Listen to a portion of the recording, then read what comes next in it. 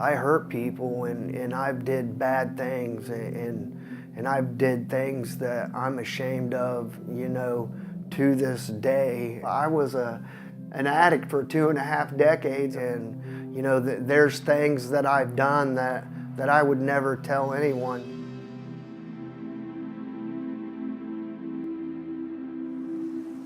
My name is Brian Blevins.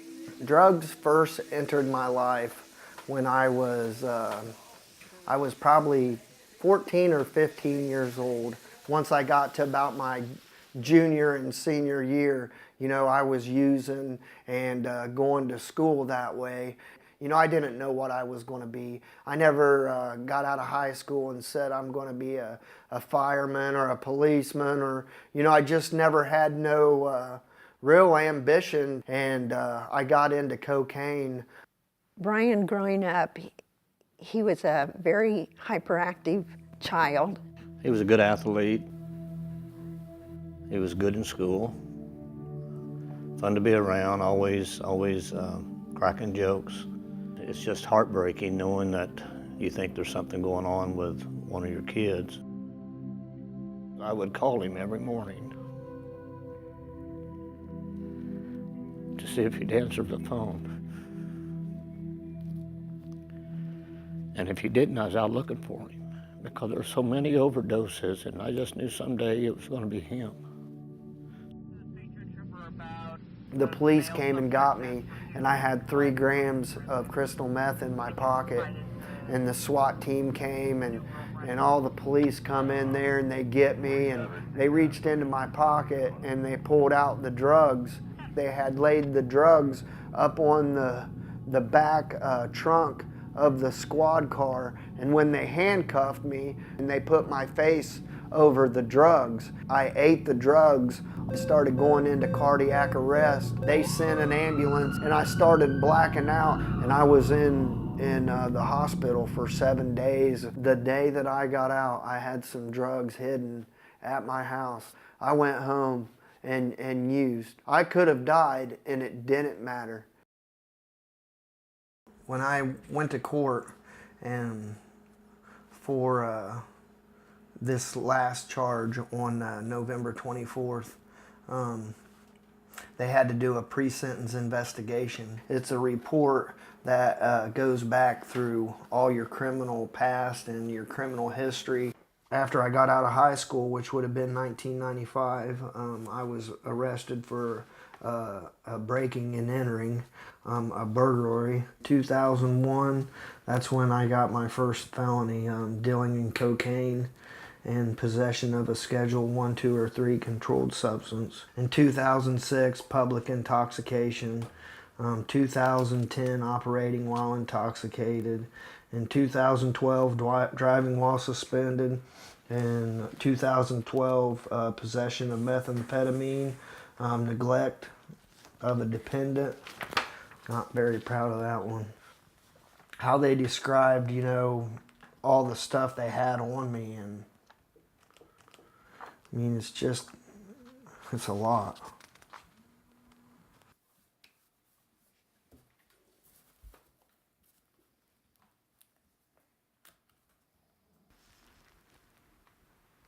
Man, I just hurt so many people.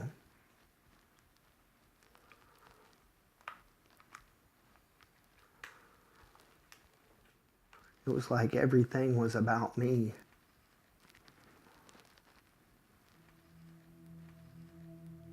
My family wasn't going to help. They were done bailing me out. I was facing 18 years in prison, which, at 42 years old, that's a long time.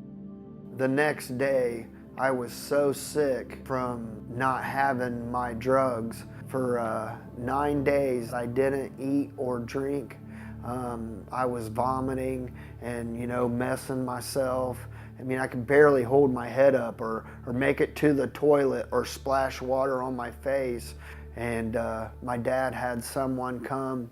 They led me down the hallway, and there was a gentleman that was sitting in a room. And he looked at me and he said, "Brian," he said, "if you died right now," he said, "where would you go?"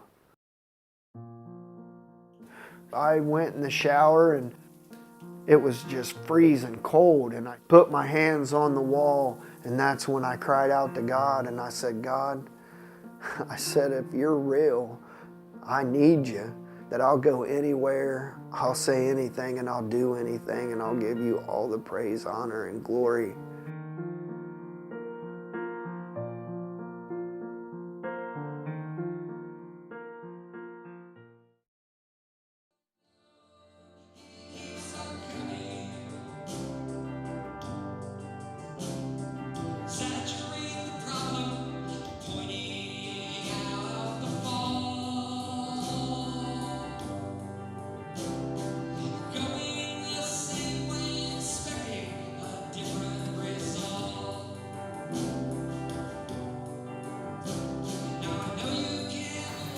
This is the first time I've ever told the story.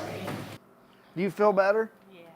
You're gonna go home and sleep like a baby. I've never told all that junk. It's always been like, Hey, it's called freedom. that is freedom. That's freedom right It's there. over. It's over. Done. Now the next time you tell it, it just gets a lot easier. Does it? Yeah, it does. I don't know if I want to tell it again, girl. Yeah. Hey, it's important to share your testimony. Not only for other people, but for you. Right. Because that's healing. Somebody saw something in me to call me and say, hey, would you like to come and work for us? The amazing thing is my boss was a policeman for 25 years that had put me in jail probably 10 times.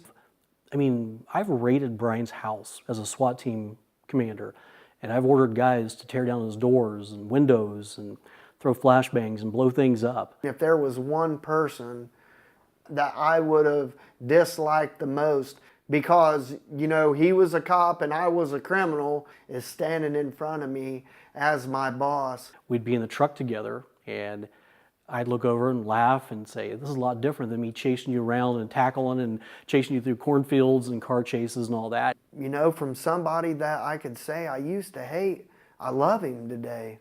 You know, I went from absolutely nothing. I got a job as a barista, and I went to a manager all within a matter of 2 years. There you go. You need cream, sugar?